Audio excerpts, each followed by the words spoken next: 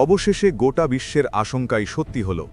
ইরানের বিপ্লবী গার্ড বাহিনী, সংক্ষেপে আইআরজিসি, হরমুজ প্রণালী সম্পূর্ণ বন্ধ করে দিতে পুরো জলপথ জুড়ে মাইন পাতা শুরু করেছে।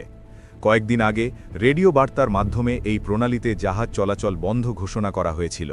এবার মাইন পেতে সেই হুঁশিয়ারিকেই বাস্তবে রূপ দিল তেহরান। মূলত ট্রাম্পের হুমকির সরাসরি জবাব দিল ইরান।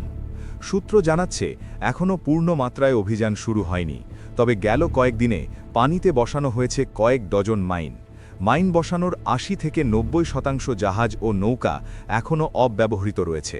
অর্থাৎ ইরান চাইলেই এই গুরুত্বপূর্ণ জলপথে শত শত মাইন বসাতে সক্ষম।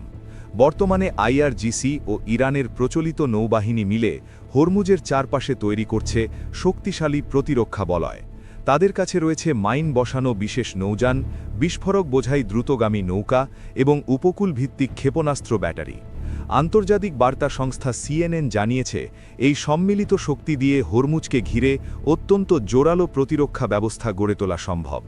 পরিস্থিতি এতটাই ভয়াবহ আকার নিয়েছে যে সিএনএন এই প্রণালীকে এখন বর্ণনা করছে মৃত্যু উপত্যকা হিসেবে।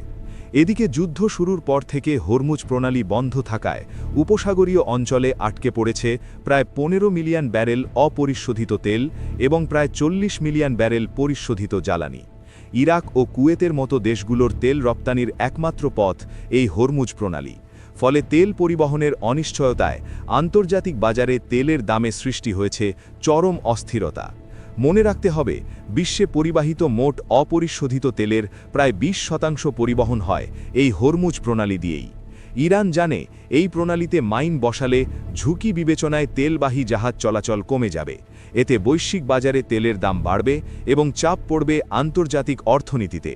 এই চাপকে কাজে লাগিয়েই তারা আমেরিকা ও ইসরায়েলকে যুদ্ধ বন্ধে বাধ্য করতে চায়। ইরান স্পষ্ট বার্তা দিতে চাইছে, তাদের ভূখণ্ডে হামলা হলে তারাও ধস নামাতে পারে গোটা বিশ্ব অর্থনীতিতে।